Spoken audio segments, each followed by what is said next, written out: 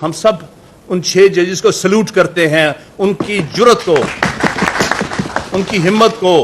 उन्हें पहली दफ़ा एक हाई कोर्ट तक, मुकम्मल हाई कोर्ट ने खुलकर ये बात कही है कि हमारे काम में खुल्लम खुला ये इंटेलिजेंस एजेंसीज और इस्टेब्लिशमेंट इंटरफेयर कर रही है अपने मकसद के, अपनी मर्जी के फैसले लेने के लिए और अपनी मर्जी के फैसले जो उनको नापसंद है उनको रोकने के लिए। लिहाजा पहली बात तो इसकी, लेकिन इसके साथ साथ मैं समझता हूँ कि इस्लामाबाद हाई कोर्ट के चीफ जस्टिस का किरदार बड़ा सख्त मुतनाज़ा हुआ है इस खत के साथ,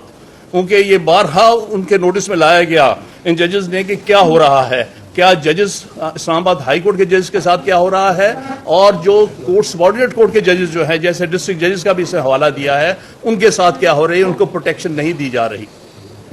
तो इसलिए उनका जो इस मामले में रोल है वो काबिल कदर नहीं है। दूसरी बात यह है कि इंटेलिजेंस एजेंसीज जो हैं ये क्यों इसमें इंटरफेयर करती हैं, क्या काम है उनका जजेस के साथ, क्यों वो जजेस के साथ कांटेक्ट में आने की कोशिश करती हैं। इसका मतलब है कि मखसूस फैसले लेने की कोशिश है और जो इंडिपेंडेंट फैसले हैं उनके रस्से रोकने की कोशिश है। इसलिए इसमें हमारी सबकी, ये सारे पाकिस्तान के वकला की ये मुतालबा है कि आप इसके बारे में जुडिशल कमीशन मुकर्रर होना चाहिए और हम चीफ जस्टिस ऑफ पाकिस्तान से तवक्को करते हैं कि आप सिटिंग जजेस ऑफ सुप्रीम कोर्ट का जुडिशल कमीशन बनाएंगे और वो इन शिकायत में इंक्वायरी करके और स्टेप्स लिए जाएंगे जिससे कि पाकिस्तान में इंडिपेंडेंस ऑफ जुडिशरी, अदलिया की आज़ादी के साथ जिस तरह से खिलवाड़ करने की कोशिश हो रही है इसको फिल फौर रोका जाए और जो इंटेलिजेंस एजेंसीज के लोग इस काम में मुलव्विस हैं उन सबको करार वाकई सज़ा मिलनी चाहिए। और इस हवाले से जो है हम एक्सपेक्ट करते हैं कि चीफ जस्टिस ऑफ पाकिस्तान अपना मुनासिब रोल अदा करें, क्योंकि इस खत से एक चीज़ भी ज़ाहिर हो गई है कि ये शिकायत तकरीबन 1 साल कबल यानी मई 2023 को इन जजेस ने उस वक्त के चीफ जस्टिस और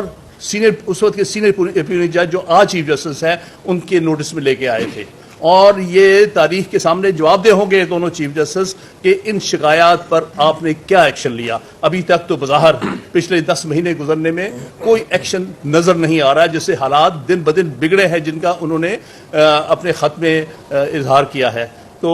मैं समझता हूँ कि भट्ट साहब और Lahore high court bar association के जितने इलेक्टेड नुमाइंदगान हैं उन पर एक बहुत बड़ी जिम्मेदारी इस वक्त आन पड़ी है कि मुल्क में सारे वकला को इकट्ठा किया जाए और अदलिया की आज़ादी के लिए पूरी तरह से हमें आइन को बचाने के लिए, अदलिया को आज़ाद करने के लिए और मुल्क में रूल ऑफ लॉ लाने के लिए ये जद्दोजहद करनी पड़ेगी।